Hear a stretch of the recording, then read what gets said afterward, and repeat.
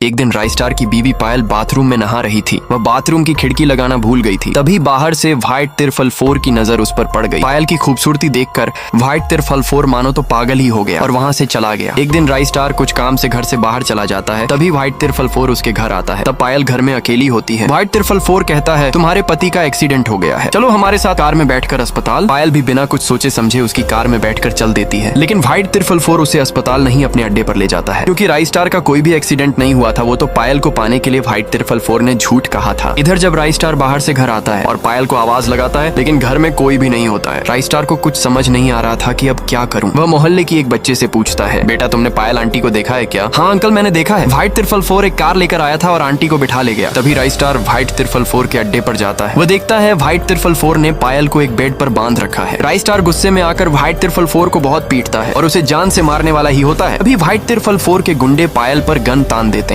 कहते हैं राइस्टार चुपचाप खड़े रहो वरना पायल को गोली मार देंगे। राइस्टार चुपचाप खड़ा हो जाता है। फिर व्हाइट तिरफल 4 राइस्टार को बहुत मारता है। राइस्टार की आंखें बंद होने लगी। वह जमीन पर गिर गया। भी उसे कुछ याद आने लगा। कुछ दिन पहले जब राइस्टार नदी के किनारे से गुजर रहा था, सहूर का बेटा टुंग टुंग नदी में नहा रहा था। उसे तैरना नहीं आता था। वह नदी में नहाते नहाते गहराई में पहुंच गया और वह डूबने लगा। अभी राइस्टार ने नदी में कूदकर उसकी जान बचाई थी। अब टुंग टुंग ने कहा था, तुम्हें जब भी कभी मदद की जरूरत हो तो मुझे याद कर लेना। तभी राइस्टार को थोड़ा होश आता है और राइस्टार कहता है, टुंग टुंग मेरी मदद करो। अभी सामने से एक आवाज आती है, Tung tung tung tung tung tung tung tung tung sahur. Part 2 देखने के लिए 5000 लाइक कर दो।